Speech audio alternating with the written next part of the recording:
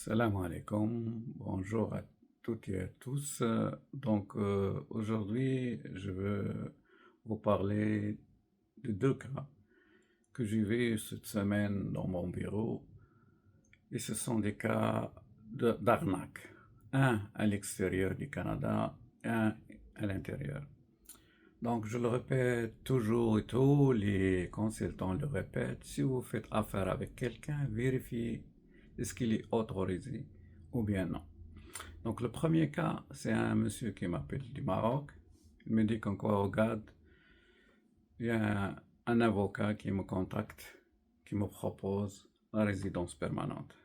Je dis, ok, envoie-moi les documents. Automatiquement, je savais, moi, que c'était un arnaque. En voyant juste le document, l'entête et tout, et le gars lui envoie des photos d'un monsieur des photos avec le premier ministre du Canada. Donc automatiquement, moi, je savais, même les papiers, c'était falsifié, c'était fait d'une façon très mauvaise. Donc j'ai dit, écoute, pour convaincre la personne, parce que je sais, la personne, elle est convaincue qu'en quoi elle veut venir au Canada, donc pour lui, c'est bon, tout est correct. Donc moi, je le savais que c'est. Je dis, donne-moi le nom. Donc il me donne le nom, je vérifie, c'est pas un consultant, j'ai vérifié dans le site web de l'ordre. Il me dit c'est un avocat, je vérifie dans le barreau du Québec, je le trouve pas. Donc je savais qu'en quoi c'est une fraude. Et il m'a dit qu'en quoi, je lui dis combien elle t'a demandé, il m'a dit 5000 dirhams. Tu penses qu'un avocat n'a rien à faire, juste va chercher une personne au Maroc pour lui proposer ses services à 5000 dirhams? Donc, s'il vous plaît, faites attention. Si vous faites affaire avec quelqu'un, vérifiez. Il y a le site du consultant. Il y a 4 personnes qui peuvent vous représenter. Il y a les consultants en immigration, les avocats en immigration. Au Québec, il y a les notaires et dans les autres provinces, on appelle ça les parajuristes. Donc, prenez le nom, le numéro, vérifiez dans le site web du collège ou bien des barreaux du Québec, barreaux de l'Ontario ou d'autres provinces. Vérifiez est-ce que la personne est enregistrée, est-ce qu'il est vrai ou bien juste. Et même si vous trouvez la personne, parce qu'il y a des gens qui utilisent les noms et les adresses d'autres consultants ou avocats vrais. Ils vont vous contacter, vous dire, voilà, ils vont vous envoyer des photos. Mais en tapant le nom sur Internet, vous allez trouver la personne réelle et contactez-la par email, par téléphone, appelez. Est-ce que c'est vous que vous m'avez contacté? Donc vérifiez, s'il vous plaît. Ça, c'est le premier.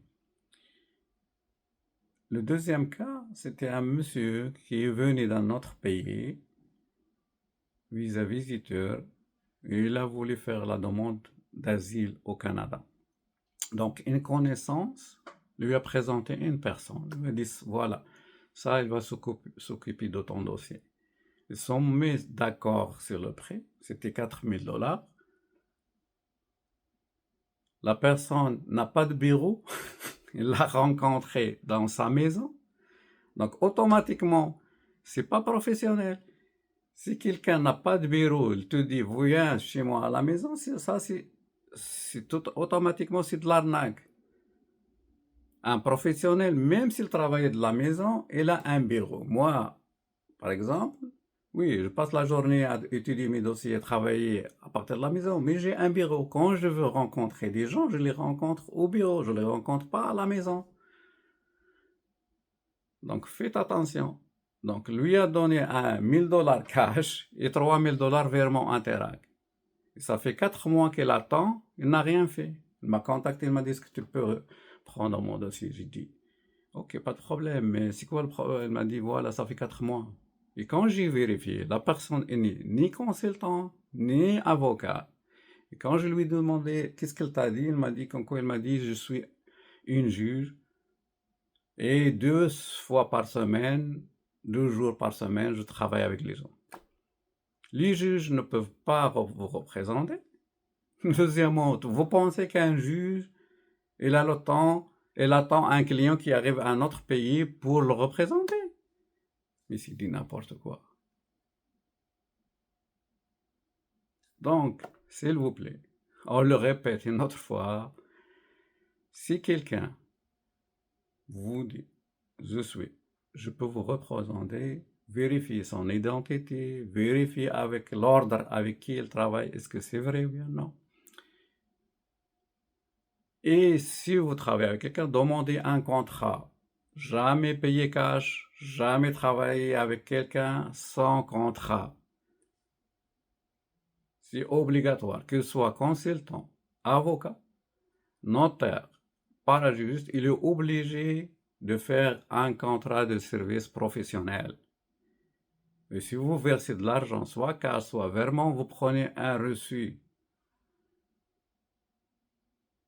Autre chose, je le répète une autre fois, les contrats de travail sont gratuits. Oh, vous payez pas. C'est la loi, c'est comme ça. Au Canada, on vend pas les contrats de travail. Si une agence de recrutement vous dit vous devez payer pour avoir un contrat, c'est un arnaqueur, c'est un voleur. حرامي شفار كما نقولوا بالدارجة. ما على الرسول إلى البلاغ. Malgré ça, on vous conseille, tout le monde vous dit la même chose, mais il y a des gens qui sont, je sais pas, la ilaha illallah. Donc je finis avec les paroles de